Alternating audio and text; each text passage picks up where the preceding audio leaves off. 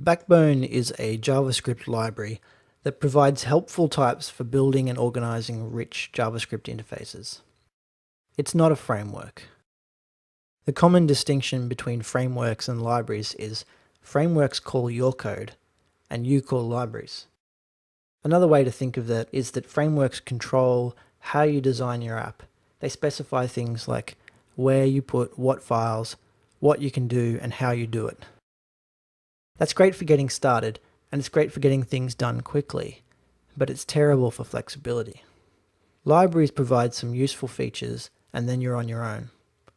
Backbone, for example, provides help with a number of common user interface features, but it doesn't help at all with how you design your application. That's both a strength and a weakness. This course will provide some guidance for how to build Backbonejs applications. Backbone is sometimes described as an MVC framework, but it isn't. In fact, Backbone doesn't fit neatly into any of the well-known user interface patterns. It's not MVC, it's not MVVM, it's not any of them.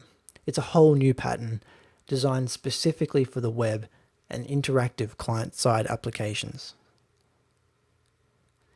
Backbone is a library of tools that help build a richer web. The definition from the Backbone documentation is, Backbonejs gives structure to web applications by providing models with key value binding and custom events, collections with a rich API of innumerable functions, views with declarative event handling, and connects it all to your existing API over a RESTful JSON interface. I think that's a reasonable definition, and it begins to introduce some of the components that make up Backbonejs. That definition came from the Backbone documentation, which is a single page hosted on GitHub. You can see the link here. So this page includes documentation of all the Backbone types, which you can navigate easily using the table of contents on the left. It has links to download Backbonejs. You can choose from the fully documented source or the packed and gzipped production version. There's also links to example Backbonejs applications, an FAQ, and the Backbone changelog. Now let's think about the architecture of a Backbone application. Backbone is JavaScript designed to run on the browser, so obviously building apps with Backbone involves moving state away from the server and into the client, which is the browser. When a user navigates to your Backbone application, the application source is downloaded to the browser.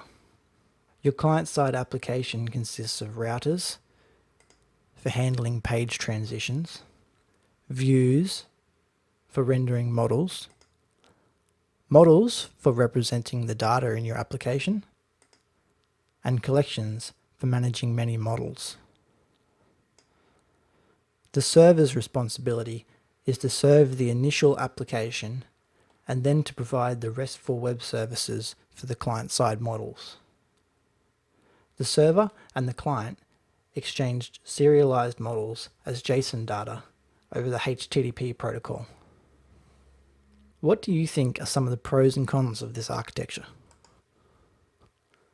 Firstly, it's fast. There is an initial cost to download the application up front, but this can be cached for subsequent visits. After that, the network traffic is just the JSON models, and even that happens asynchronously, so the user hardly ever has to wait for the network. From the user's perspective, the application's usability is greatly improved compared to traditional web applications because they receive immediate feedback in response to their actions. The application is running on the client, so there's no round trip involved to process every single interaction, so the perception of speed is much faster. The application feels much closer to a desktop application experience. As your application becomes more popular, This architecture scales well because much of the work is transferred to the client. The server only has to provide the REST API, which can be easily optimized. As software developers, we know that most things are trade-offs. The substantial benefits of client-side applications are balanced by challenges. Client-side applications are not automatically indexable by search engines. When Google's crawler visits your application, what it sees is an empty page. Backbone subsequently builds your user interface inside that empty page, but the process is invisible to the search indexer. There are ways around this, but effort is required. Client-side applications are relatively difficult to test. It's easy to write code that depends on a functioning document object model, or DOM, which means that code cannot be tested outside of the browser. It's also easy to introduce complex relationships between components that communicate indirectly via events.